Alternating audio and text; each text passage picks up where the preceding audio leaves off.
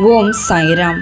எனது அருமை பிள்ளையே, உன் வாழ்க்கையில் வரும் துன்பங்கள் உன்னை நான் கஷ்டப்படுத்தி பார்க்க அல்லம்மா, உனக்கான பக்குவத்தை ஏற்படுத்தவே.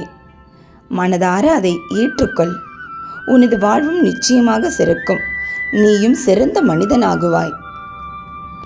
தற்போது நடக்கும் சூழ்நிலைகள் கடினமாக இருந்தாலும் அதனால் சோர்ந்து விடாதே. உன்னுடைய புண்ணிய கணக்கு சரியாக இருந்தால் யாரோ ஒருவர் மூலம் நிச்சயமாக உனக்கான உதவி கிடைக்கும். நான் நிச்சயமாக ஏதாவது ஒரு ரூபத்தில் உன்னை காக்க வந்து நிற்பேன். ஒவ்வொரு நாளும் தூங்க செல்வதற்கு முன் சற்று நீயே உன் வாழ்க்கையில் நடக்கும் விஷயத்தை யோசித்து பாரு. ஒரு மனிதனுக்கு தனது அன்றாட வாழ்க்கையில் தேவையான அடிப்படையான விஷயம் என்ன? உண்ண உணவு, இருக்க இடம், உடுக்க உடை.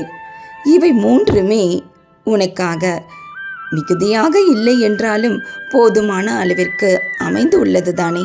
ஆனால் உனக்கும் கீழ் உள்ளவர்கள் பலரும் இந்த உலகத்தினில் உள்ளனர் என்பதை நீ அறிவாய். எல்லாம் இந்த எத்தனையோ தனது வாழ்க்கையின் கர்மாவில் இரவில் தூங்குவதை கொண்டுதான் வருகிறார்கள்.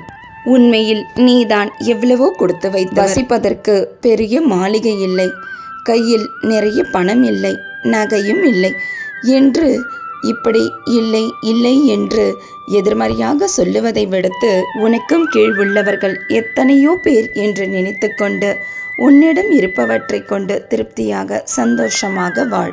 உனக்கு வந்த கஷ்டம், துன்பம் என்று எல்லாமே உன்னை இந்த வாழ்க்கையில் சிறப்பாக வாழ வைக்கவே என்பதை புரிந்து கொள்.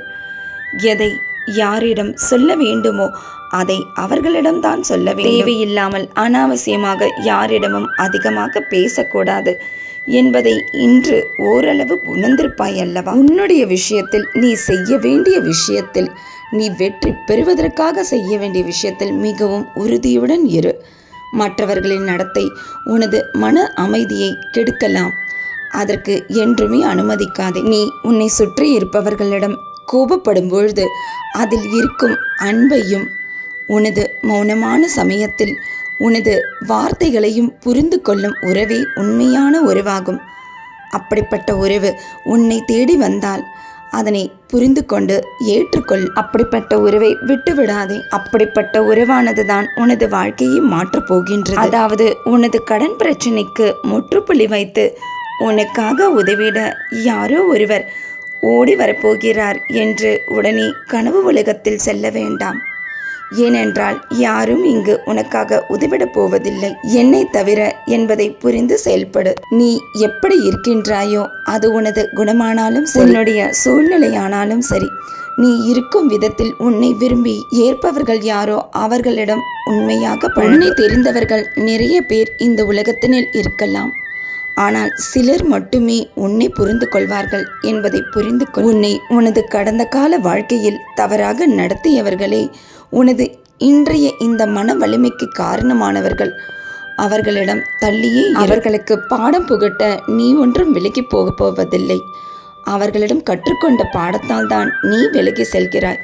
அதனால் தவறேதும் உனக்கு சொந்தமில்லாத இடம் எதுவாக இருந்தாலும் உன்னை பொருத்தி கொள்ள மட்டும் என்றுமே முயற்சி. தவறாக எழுதியது பேனாவாக இருந்தாலும் எல்லோரும் காகிதத்தை தானே கிழித்து போடுகின்றார்கள்.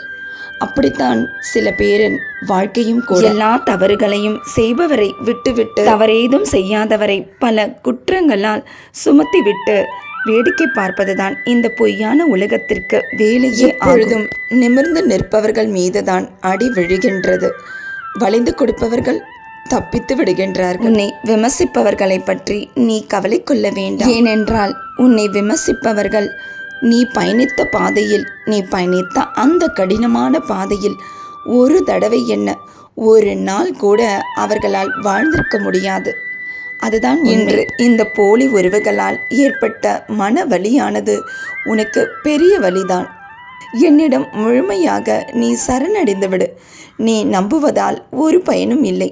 என்னிடம் முழுமையாக சரணடைந்து விடு. பின்பு பார், நடக்கும் அதிசயங்கள் ஒவ்வொன்றை. உனது வாழ்வினில் எல்லாமே முடிந்து விட்டது என்று உனது முதுகுக்கு பின்னால் இருந்து உன்னை பற்றி கேலி பேசுகின்றார்கள். எல்லாம் முடிந்துவிட்டது என்று உனது எதிரியானவன் நினைக்கும் இந்த தருணத்தில்தான் நீ முழுமையான மனிதனாக மன நிறைவுடன் எழுந்து நிற்கப் போகின்றாய். அப்பொழுது பார், எதிரியும் சிலித்து போகப் போகின்றான். அந்த அற்புதம் விரைவில் நடக்கப் போகின்ற முன்னேற்றத்திற்காக நான் தரும் வாய்ப்புகள் ஒவ்வொன்றையும் நினைத்து நீ சலித்து கொண்டால் அந்த ஒவ்வொரு வாய்ப்பிலும் உள்ள ஆபத்தை மட்டுமே நீ பார்க்கிறாய் என்றுதான் அர்த்தம். மாறாக நீ சாதிப்பவனாக இருந்தால் அந்த ஒவ்வொரு ஆபத்திலும் உள்ள வாய்ப்பினை நீ பார்க்கின்றாய் என்று தான் அர்த்தம். இனி உன்னை நீயே மதிப்பிட்டுக்கொள். சலித்து கொள்பவனா இல்லை சாதிப்பவனா? எத்தனை ஆடம்பர பொருட்களை உனது பொய்யான உறவுகள் வைத்திருந்தாலும் கவலைப்படுவது என்னமோ தனது ஒவ்வொரு நாள் பொருளாதாரத்தை பற்றியும். ஆனால் உனது வாழ்க்கையை நான் சிறப்பாக வடிவமைத்து விட்டேன். எதற்காகவும் எனது பிள்ளையானது எங்கேயும் யாரிடமும் கெஞ்சி நிற்கப் போவதில்லை. எதற்காகவும் கவலைப்படவும் போவதில்லை. உனது பொருளாதார முன்னேற்றம் நிச்சயமாக சிறப்பாக உயர்ந்த நிலைக்கு அடையும். இனி வரும் நாட்களில் இல்லாதோருக்கு உன்னால் முடிந்த உதவியை நீயும் செய்து சிறப்பாக வாழ்ந்திடப் போகிறாய். உனது வாழ்க்கையும் கடினமில்லை, வாழ்வதும் கடினமில்லை. உன்னை சுற்றியுள்ளவர்களை சமாளிப்பதுதான் மிகவும் கடினம். அதனையும் இன்று முழுமையாக கற்றுக்கொண்டாய். இனி நான் உன்னுடன் இல்லாமலேயே உனது வாழ்க்கையை எப்படி நகர்த்தி செல்ல வேண்டும் என்பது இன்று உனக்கு ஓரளவுக்கு புரிந்திருக்கும் அல்லவா? இனி மனதாலும் வாக்காலும் செயலாலும் யாருக்கும் எந்த மனவலியையும் கொடுக்க மாட்டாய் அல்லவா?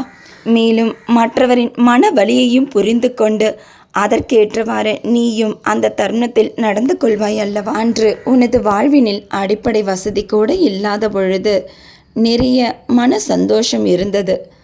ஆனால் இன்று எல்லா வசதியும் கிடைத்திருந்தாலும் மனக்கவலையுடன் தான் நீ வாழ்கின்றாய் அல்லவா? இனியாவது ஆடம்பர பொருட்களையோ பணமோ நகையோ சேர்த்து வைப்பதற்கு பதிலாக உன்னால் முடிந்த உதவியை என்னுடைய மற்ற ஏழை எளிய பிள்ளைகளுக்கு செய்து உனக்கும் சரி உன் பிள்ளைகளுக்கும் சரி ஏன் உனது தலைமுறைகளுக்கும் சேர்த்தே புண்ணியங்களை நிறைய சேர்த்து வைத்துவிடு. பணத்தை அது என்றுமே உனக்கு சந்தோஷத்தை தரப்போவதில்லை. எனது அருளால் நிச்சயமாக உனது வாழ்க்கையினில் இனி ஒவ்வொன்றாக நல்லதே நடக்கப் போகின்றது. உன் நம்பிக்கை என்றுமே வீண் போகாதம்மா. நான் எப்போதும் எனது தீவிர பக்தர்களின் நம்பிக்கையை பொய்யாக்க மாட்டேன். என்மேல் நம்பிக்கை வைத்து செயல்பட அனைத்தையும் நான் மாற்றி அமைப்பேன் உனக்கு சாதகமாக. இனி நீ எடுக்கும் ஒவ்வொரு முயற்சிகளுமே வெற்றிதான். எந்த சிக்கலுமே உன்னை சிதைக்க வந்தது அல்ல, உன்னை செதுக்க வந்ததுதான் என்பதனை ஓரளவு இன்று புரிந்து கொண்டாய் அல்லவா? இன்னும் 2 மணி நேரத்தில் இந்த வியாழன் நன்னாளில் நீ என்னிடம் அழுது வேண்டி கேட்ட பணத்தொகையானது உனது கையில் இருக்கும். உன் வாழ்க்கையில் என்றென்றும் அன்பும் சிரிப்பும் மிகுதியாக இருக்கட்டும்.